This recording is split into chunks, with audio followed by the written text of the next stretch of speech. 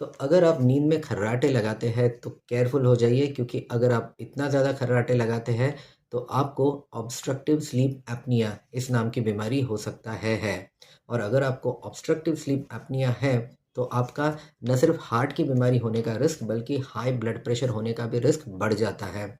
Obstructive sleep apnoea आपको है या नहीं, इसको जांच करने के लिए एक स्पेशल टेस्ट होता है जिसको हम स्लीप स्टडी कहते हैं, जो मोस्टली चेस्ट फिजिशियंस जो होते हैं वो करते हैं एक टेस्ट के ज़रिए, जिसको हम स्लीप स्टडी या पॉलीसोम्नोग्राफी कहते हैं। तो ये टेस्ट आपका करवा लीजिए, और अगर आपको सच में ये ऑब्स्ट्रक्टिव स्लीप एपनिया का इशू है तो उसे जल्दी ठीक कर लीजिए, अदरवाइज़ आपका हार्ट और हाई बीपी दोनों का ही रिस्क बढ़ जाता है।